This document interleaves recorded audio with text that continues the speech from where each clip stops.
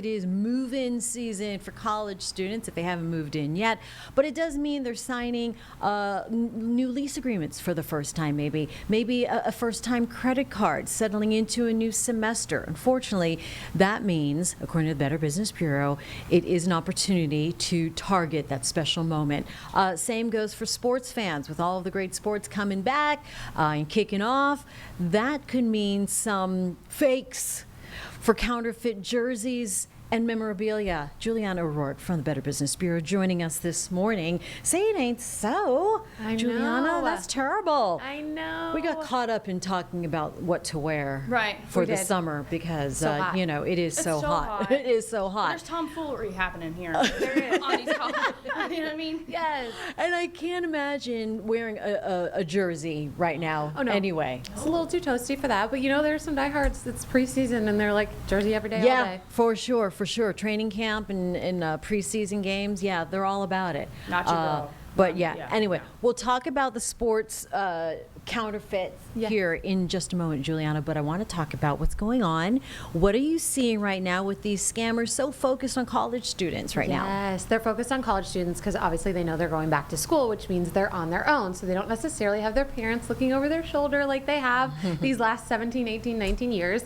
And so there's lots of different things you want college students or your specific college student to look out for when they're going back to school. So first and foremost, we know that credit card companies like to set up tables, maybe at the student unions or the common places that students go. And so you want to be really careful and educate your student on credit cards, how they work, the fakes that, the offers that come with all these too good to be true incentives. And so you just want to be really careful and make sure they understand first and foremost, it's not free money. I know that's easy. When you're younger, you're like, oh, I don't really know how a credit card works. Somebody gives me this card and I can just spend. Great.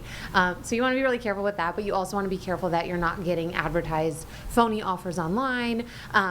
They do a really good job selling you on everything. And so you just want to be careful with stuff like that. Not only that, but like you mentioned, apartments, too good to be true apartments. We talk about rental scams all the time. This is no different. Basically, all this is, the only difference is that now it's on a college campus. So if it seems too good to be true from a pricing standpoint, it probably is. Make sure you're seeing everything in person, do the research, talk to other people. Throw, if there's a landlord or a company you're renting it from, throw that in Google, see what people are saying. Are there any scams associated with that? Customer reviews, what are other people saying? So do all that research and look that stuff up. Okay, and then what is this financial department phishing email? Yeah, so what happens is sometimes you'll get an email, a text message, or something from what looks like the school and saying, oh, hey, you need to pay this or that. You click on the link and it takes you to a website where you can make payments. It looks really legitimate, but it's not. And that email isn't legitimate either. So the email looks like it's coming from the school, but it's not. It's coming from a scammer. You can hover over links as well in those emails before you click on anything to see where it's actually taking you. Does the website URL make sense for the college, for whatever financial payment they're asking for? You want to look at all of that stuff before you just quickly click to pay. Okay, and identity theft, which happens, at any age, but it's almost like a fresh batch of new lives there getting ready to be targeted. Exactly. So we always encourage people to check out your credit report at annualcreditreport.com. They do this for free.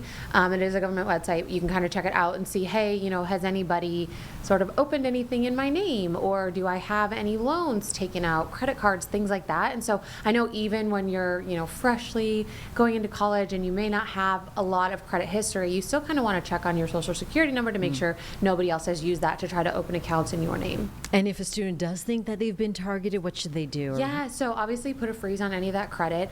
You want to make sure, then check your financial accounts, banking accounts, just to see, hey, does anything look weird anywhere? Does it look like anybody's logged into any of the accounts that I have? But also, definitely freeze your credit just to be sure. All right, the Better Business Bureau also flagging this scam when it comes to sports memorabilia. Yes. What is going on there? Yeah, so, just like anything else, you want to be careful when you're buying sports memorabilia, especially if it's something that's high quality or high value. You want to be really careful between the difference between game used and game issued. So if something was game issued, that means a player was intentional that they were going to wear it, but doesn't necessarily mean they did. Whereas if it's a game used, they wore the jersey during the game, they wore the helmet during the game. And so there's no wrong, right or wrong. However, it's in the advertising and how that product is positioned and sold. Anything that's game used is probably going to be more valuable than game issued. And so you want to make sure that you kind of know the difference. And anytime you're buying kind of this type of memorabilia, it should come with a certificate of authenticity. So you should know, you know, hey, what a valid certificate of authenticity, if you will, states qualifications, it has the contact information of the issuer. You want to make sure it's got all that information on there just to make sure not only is it valid, but in the event something were to happen, you know where to go back to. Okay, and even that certificate of authenticity can be fake too, right? Can we trust it? Yes, so you want to make sure, like I said, make sure that it's got all the details, that it's got who issued it, and make sure they're a reputable company. You know, there's a lot of companies that do this, you know, as what they do, but there's some people that just kind of pop up and around during busy seasons or when we know people are really shopping for stuff. So beginning of the season, probably around the Super Bowl, playoffs, stuff like that, where people get really excited. Scammers know that, and that's when they jump in. Yeah, people like autographs still. Yeah. But how can we tell what we are asking for, or maybe buying an autographed picture? How can that be trusted? Yeah, so the same thing here, where the use of AutoPen allows manufacturers to really replicate a signature of somebody, I mean, time and time and time again.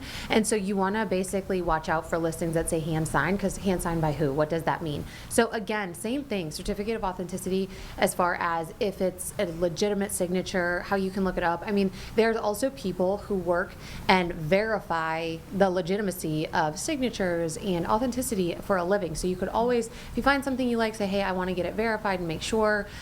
If the person knows that it's legit, they shouldn't have any problem with you getting kind of a second opinion. If they do, that's where you may want to say, maybe I'll look somewhere else. Oh, okay. That's good to know. There are tools out there to verify the authenticity of what you bought. Anything we need to know, Juliana? Yeah, if you do decide to make a purchase or anything like that in regards to the memorabilia, make sure you're using a credit card. Once you do wire transfers, any type of peer-to-peer payment, you're going to be in trouble. That's when you unfortunately treat it as cash. You probably won't get your money back. So if you use your credit card, at least you have some protection and financial backing. And that's when we would have the tomfoolery back, Carlene. We don't want any of that. These people are fooling around. All right.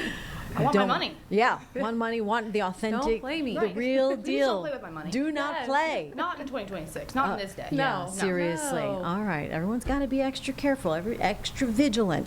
Juliana O'Rork from the Better Business Bureau, thank you as always.